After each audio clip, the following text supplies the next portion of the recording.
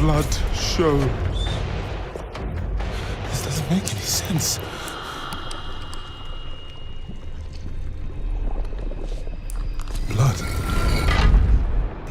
Blood is the key.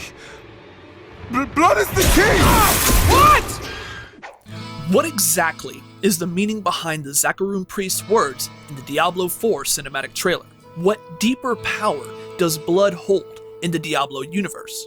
Sure, in the context of the key to opening the door to Lilith's gateway, the priest was being quite literal, but this wouldn't be the first time such imagery has been used in Diablo. And why does blood specifically tie back directly, not just to summoning, but even the Crimson Worldstone? With Diablo 4's theme of blood and sacrifice, what else could be intended by the developers' use of these words? And perhaps most importantly, how does blood encompass all that is Diablo?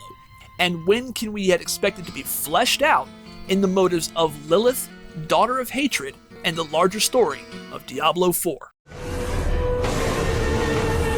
Blessed Mother, save us.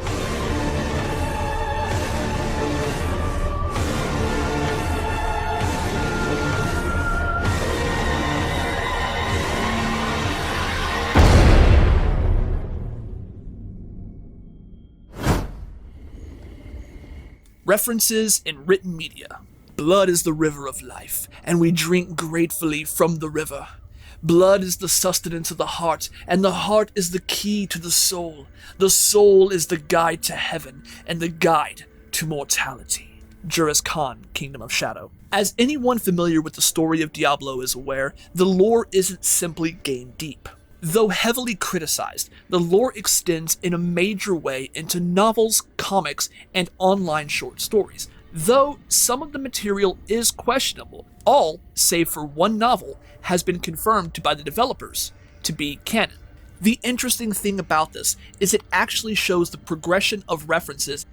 Initially, many of the references that pertain to blood were merely speculated to be related to supernatural instances, where acts such as the bathing in blood, like the Countess in Act 1 of Diablo 2, that granted her inhuman powers, a concept that will be revisited in Diablo Immortal, and a very obvious reference to Elizabeth Bathory included in the game's lore, though this wasn't the first time such a thing was referenced. Nor was it within external media books like the Sword of Justice series, or even in Kingdom of Shadow, where several quotes would spell out the grand importance of blood in the world of Sanctuary.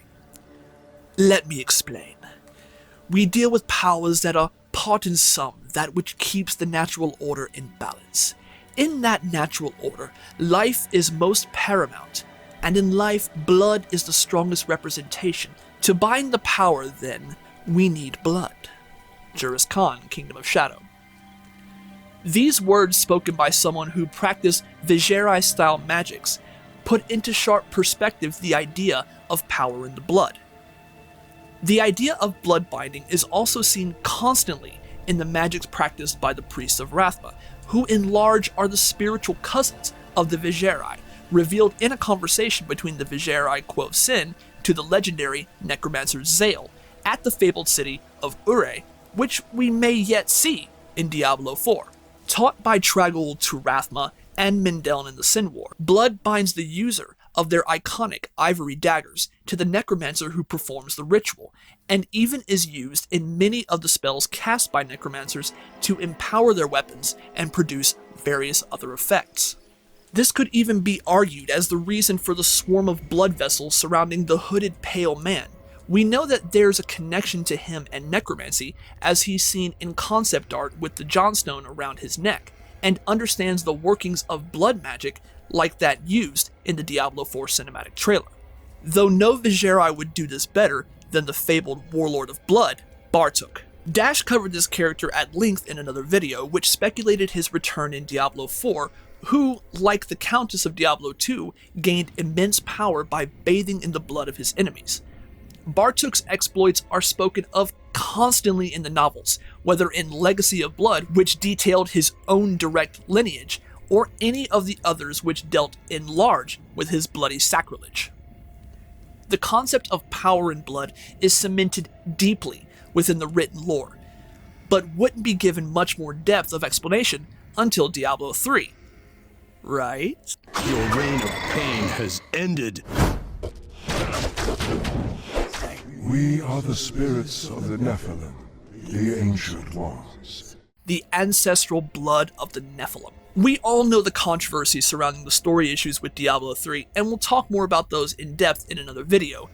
But one that ended up creating quite the buzz in the community was that of the character's identity as a Nephilim. The idea that man stemmed from the union of angels and demons commanding greater power than both took the game from a dark fantasy title where you struggled to rail against the forces of darkness and turned you into a one-person slaughterhouse, bringing low entire armies of demons by breathing. But the transition between those tropes wasn't just thrust upon us during the inception of Diablo 3, when the dev team was aiding Richard A. Knack in writing the Sin War trilogy, which was initially released before Diablo 3.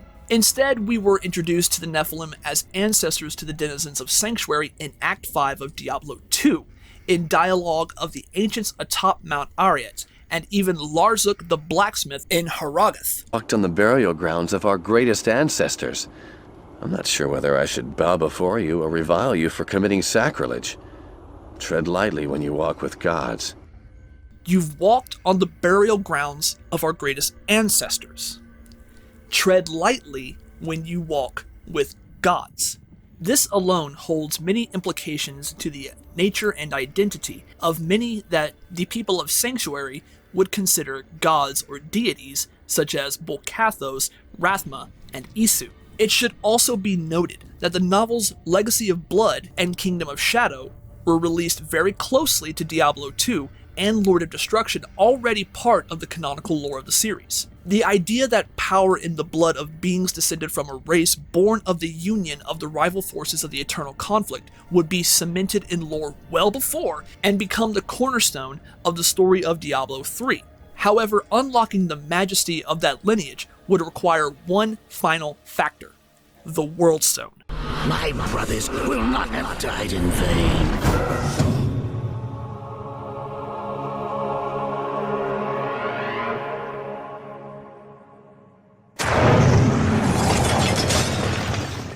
Crimson Shards of Blood. First written in the Sin War trilogy, the legacy of the Worldstone became so much more than merely the stone that formed the world or the source of the Soul Stones.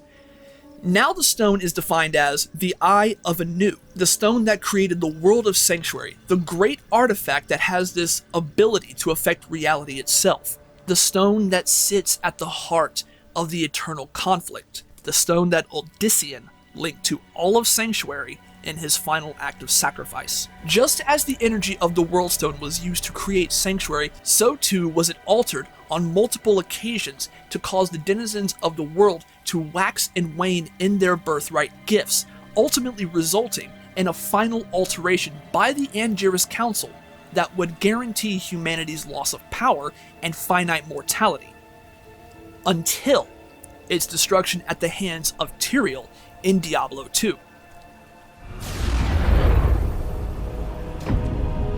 And so, I gave my life to destroy it.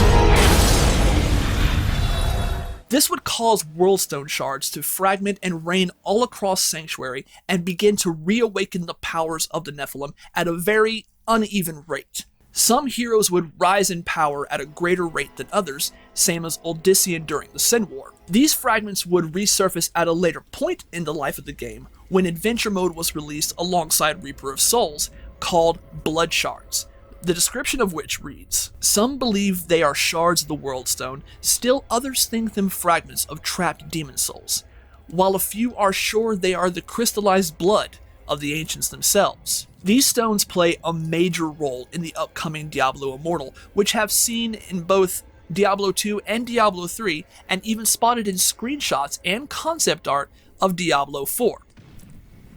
While we have speculated in the past that it could very well be all three of these in another video, backed by many points of the lore, the fact that these stones are tied directly to the people of Sanctuary is undeniable. To know this, we have to look no further than the guardian dragon Trag'Oul. In Scales of the Serpent, he is described as being this great figure of shadow and starlight. Within his scales, one can see every potential path that the people of Sanctuary may live and how they will die. A physical representation of the great cycle of being. Trag'Oul came into being when Sanctuary was created by Inarius and Lilith's use of the Worldstone, the energies having the side effect of bringing into existence the great dragon. And Trag'Oul's favorite aspect of magic, despite being the patron deity of the necromancers, is blood magic. This is evident in the Diablo 2 Trag'Oul's avatar set, which turns you into a life-stealing vampire, and the Trag'Oul's avatar set of Diablo 3. The direct link between Trag'Oul and the rest of Sanctuary is just one more key reference to the idea of power and importance of blood. And though Trag'Oul would not be heard from after the events of the Sin War, the Worldstone and its fragments would continue to exist within the events of Diablo and play a significant role in the story's roots. At the root of it all. So what does all of this mean for Diablo 4? How does blood magic, the Worldstone, Trag'Oul, and the Nephilim all fit the theme of blood? We've seen in screenshots and concept art the possibilities of the return of the Worldstone, but whether or not these are actual shards thereof is debatable. Highly likely, but debatable. However, one screenshot released during the September quarterly update pretty much cements its return and involvement in the story. As Dash stated in the December quarterly update video, the change to the skill tree from a classic visual representation of linking of skills and abilities to a literal tree was a highly criticized design choice. Many would come to poke fun at the literal interpretation of a skill tree, thinking it insincere on the part of Blizzard. However, upon further examination, it would seem this was intentional for a very good reason. Looking at the roots where the passive ability nodes are supposed to be located, we see very distinct red shards. These resemble very heavily the design for Worldstone shards in other games. Now, we also know that family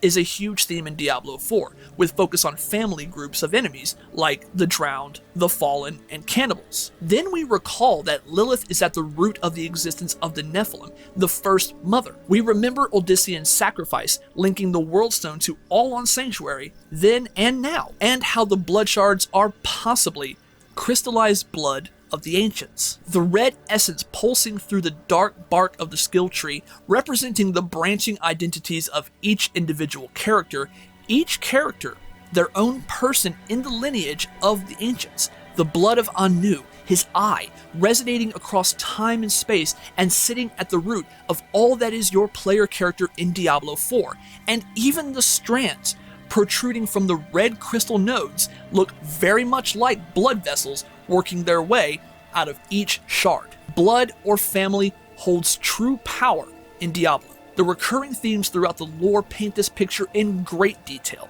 There can be no question that there is to be a deep connection between the legacy of the ancients and the future of Sanctuary in the reign of enmity. There are so many connections in the web of the lore. The family feud between Lilith, her father, his brothers, and her children rages on. We saw the start of it in the Sin War trilogy, which I really can't stress enough is the absolute most useful primer for Diablo 4. Even in the upcoming Diablo Immortal, blood takes center stage in its first act as a core component to the progression of the story. But that is for another time. And that's going to do it for the video. If you enjoyed it, please consider hitting the like button and subscribe if you haven't done so already. Beat that notification bell like your heart beats for the crusade if you want to see more lore videos. And if you wish to continue the discussion, check out all of Dash's social media accounts. Also, join the crusade on Discord. We're currently almost 700 crusaders strong and growing, and will be fielding a Diablo 4 clan when the game launches. Thanks for watching, and until next time, Traveler. Hell is coming, brother. Hell is coming.